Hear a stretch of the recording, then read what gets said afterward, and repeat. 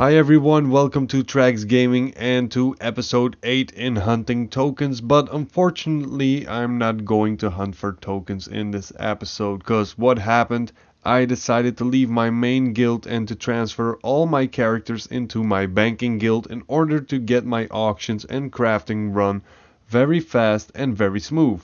So by putting all my characters in my own guild, I can quickly cycle through all my items by using the guild bank as a connected inventory.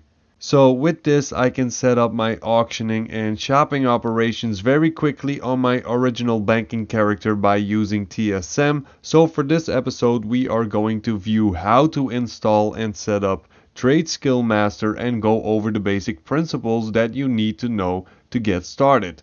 Don't expect me to go much into detail cause I'm not a TSM guru, but I can guide you enough to give you a basic idea on how to use it. First, let's get TSM onto our computer. Go to the website tradeskillmaster.com and make a profile. When you've done this, hop onto Curse and look it up, where you can also find all the different modules very easily.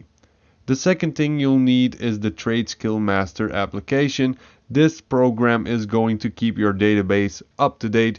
You can select all the servers which you want to keep up to date on your profile on the website and let the program update them when there are new updates available.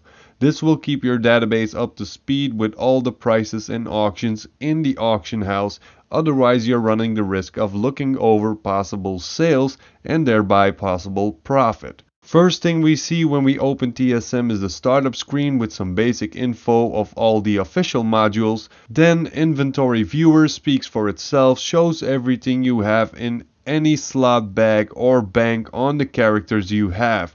Not going over macro setup and custom prices. The next tab allows you to set up the look and feel of TSM, but also allows you to select which values you want to display in the tooltip when you hover over an item you have. You can change all the basic setups of the add-on here, like for instance the shopping one, but when we set up groups we are going to set them to a specific setting while doing so.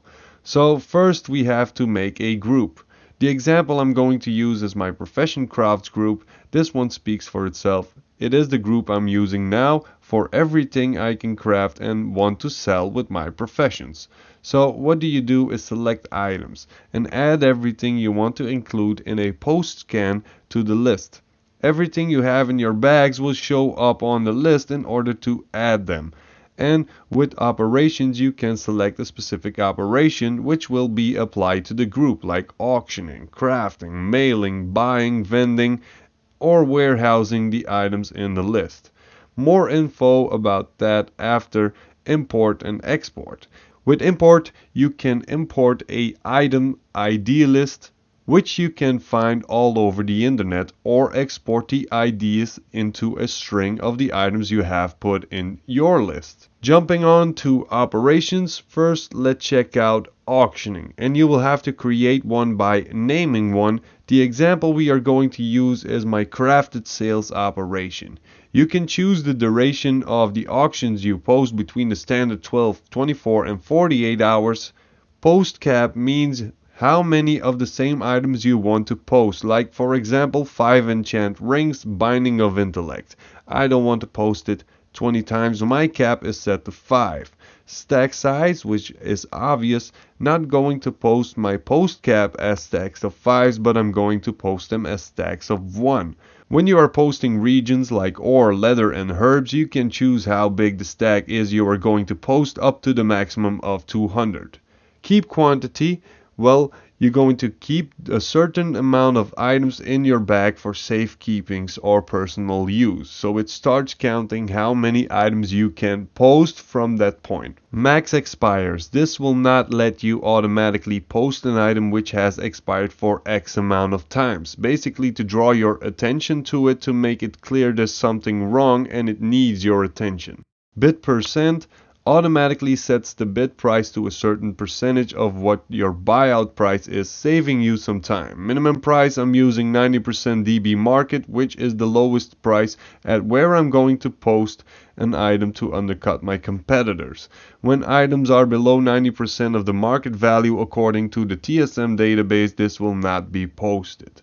Maximum price, if my competition has an item up which is valued at 100 gold and they post it for 300%, meaning 300 gold, I will not undercut them by 1 copper, I will undercut them by 100 gold, because my auction is set at 200% of the value. This will keep you safe from accidentally posting items at insane prices, on which they probably won't even sell. The normal price is the price or value I'm going to post my items on when there are none of the auctions you are going to post already posted on the auction house. Undercut amount, 1 copper in my case, because everyone else is going to undercut you in the same way. If you undercut by, let's say, 10 gold and everyone is doing so, there will be no money to make eventually. When below minimum, really clear, I'm not posting below the 90% market value because I'm looking to make a profit. When above maximum, I'm going to post at 150% like I used in the example on the maximum price. This is safekeeping from posting with insane values. Cancel settings. This is to scan the active auctions you have on whether or not they have been undercut. It's best to leave it as it is. The same for repost higher. You can use to cancel a scan which could have been posted for a higher amount. Let's say someone's auction has expired or has been bought by bidding, and you suddenly have a gap between yourself and the lowest price on the nearest competitor with a higher price. Not going to go over reset scan basically because I don't use it. Maybe if I get more familiar with it, I can give you an update. Then relationships. Here you can set a relationship between 2 or more operations to let one or more overrule another according to price and stack size when you have the same items in one and more group. And management is to rename, delete, copy operations, ignore certain operations on a specific character or a fraction. You can import TSM strings you copied from a friend or got from a forum or a website, or you can export yours to make a backup or to give it away.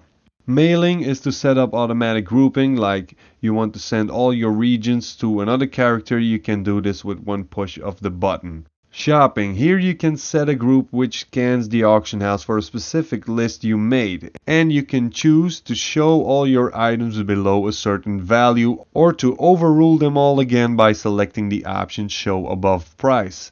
I'm not going to go over sniper searches, but what sniping basically is, you are going to let TSM scan the auction house to find items that are listed at a very low value or items with a low bid on it that are going to expire in short notice, so you can have the chance to get cheap materials and gear to use or repost. Vendoring is to automatically sell specific items to a vendor, but you can also use another vendor trash add-on to do so. Warehousing is to automatically post a certain list of items in and out your bank with a push of a button.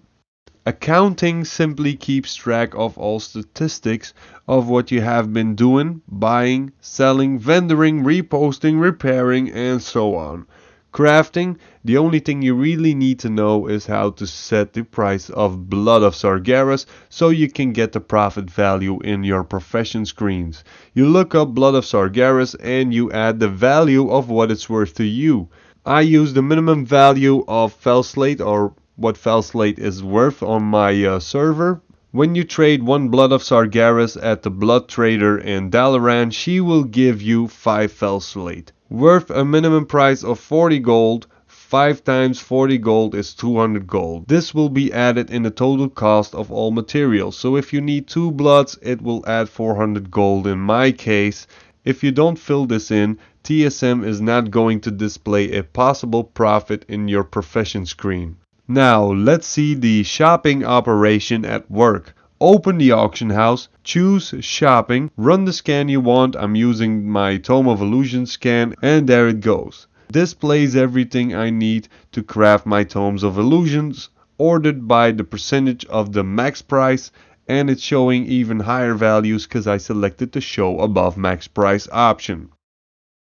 Now let's see auction operations at work. Select one or more operations, start post scan, and you can see everything pop up plus the status, whether you can post it or not according to the value and stack settings you made into a specific operation. Just simply click post or skip in the bottom in order to post or skip the item or items you wish to sell from your list. And that's about it for my basic tutorial on TSM. More gold farming will be shown in a next episode. Don't forget to leave a like when you like the video, comment for any questions or tips you want to share, subscribe for more content. Thanks for watching and happy token hunting.